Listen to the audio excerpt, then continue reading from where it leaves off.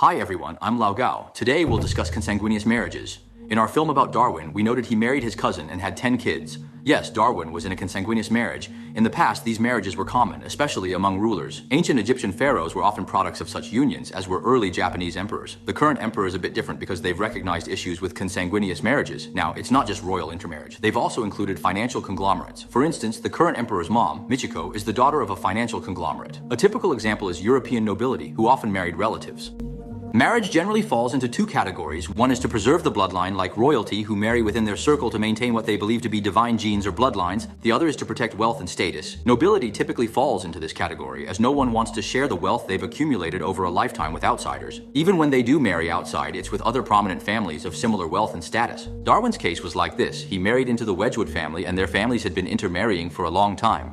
So they were all close relatives. Darwin's maternal grandparents were also his wife's grandparents, making them the same generation as their grandfathers. That's close relative marriage. Today, most say direct and collateral blood relatives within 3 generations are close relatives. Direct blood relatives are easy to grasp, right? Collateral blood relatives within 3 generations are a bit complex. Think of it as people within 3 generations branching from you, your parents, and grandparents.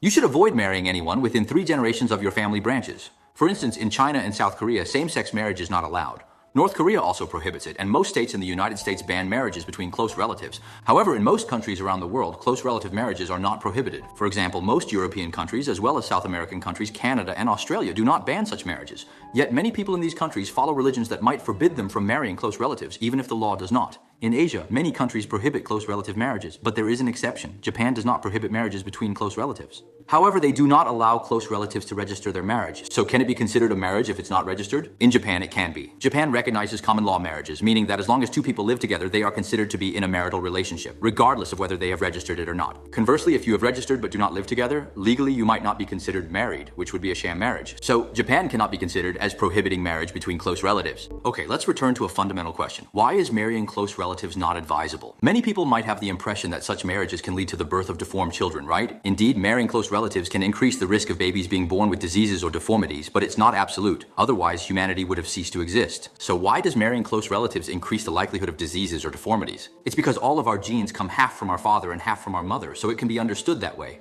All the characteristics of our bodies are determined by our parents. For example, a very obvious case is that if both your parents have black eyes, your eyes will definitely be black, unless you experience a genetic mutation, which is considered a disease or a special situation. However, regarding eye color, many people might not know that if a person with black eyes marries someone with blue eyes, what color will their child's eyes be? In fact, they will definitely be black. So when you see mixed race individuals of Asian and European descent, they will definitely have dark eyes unless they are mixed from 2 European countries, right? That is, if both of your parents have blue eyes, then you might have blue eyes. But if blue eyes mix into Asia, South America, or Africa, their next generation will have dark eyes. Of course, when I say dark, it's not absolutely black. We usually call it brown or hazel eyes. Conversely, if someone's eyes are blue, both of their parents must have blue eyes, and they certainly do not have Asian or African ancestry. This is why the number of blue-eyed people in the world is actually decreasing. So why do blue eyes and black eyes mix to become black, rather than having a 50% chance of being blue and a 50% chance of being black? It's because the gene for blue eyes is recessive, while the gene for black eyes is dominant.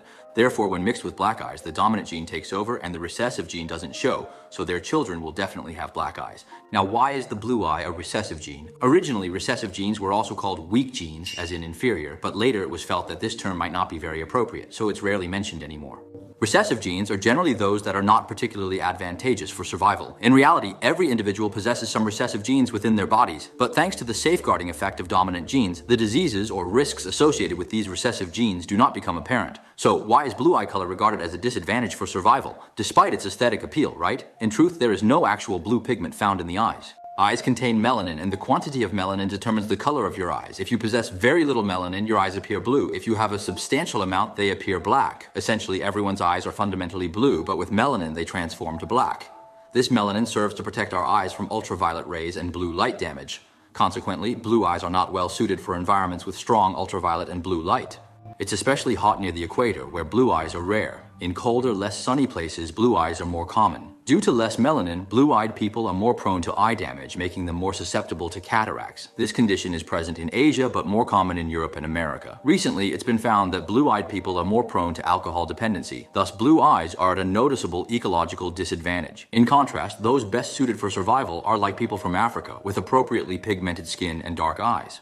They are particularly resistant to ultraviolet rays, making them very well suited to Earth's environment. Of course, not all recessive genes are diseases. For example, blue eyes are not considered a disease, just a disadvantage, right? Their living range is relatively small. Similarly, not all dominant genes are beneficial. Some dominant genes can also be diseases. It's just that most follow this pattern, which allows us as living beings to reproduce. Otherwise, if all diseases were dominant genes, we as a species would quickly be eliminated and disappear. Speaking of eye color, some mixed-race children are born with blue eyes, but as they grow, their eyes turn black. This situation is actually because they have less pigment in their eyes when they are young, but as they grow up, their eye color returns to a normal level. So it's just like our normal black eyes. Therefore, there's no need to regret that a child who had blue eyes when young turns black as they grow up, thinking they were more attractive as a child. In a certain sense, it's actually a good thing, right? So everyone can understand it this way.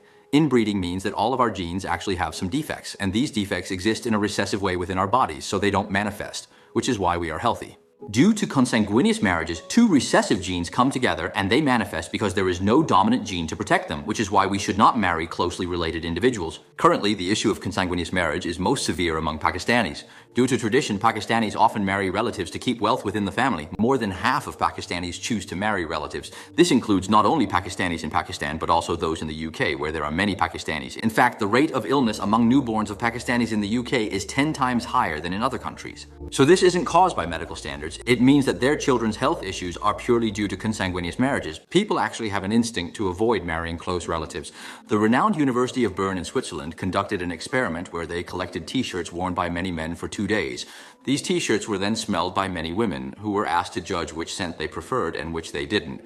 It was found that all the women preferred scents that generally, the scents they prefer are from those whose genes are very distant from theirs. Some people's scents, when compared genetically, are found to be from completely different countries, and they find these scents pleasant. However, if the scent is from someone genetically close, like a brother, they might find it particularly unpleasant. So it's possible that humans use their sense of smell to assess genetic distance, which is a kind of superpower we might not usually notice. For instance, when working with many colleagues, you might inexplicably find some people unappealing. You might feel a strong dislike, right? It could be because his genes are similar to yours, causing an instinctive aversion not due to his personality or looks. There are many interesting things about genes, and we'll make a special video to explain them later. That's all for today. See you next time. Bye-bye.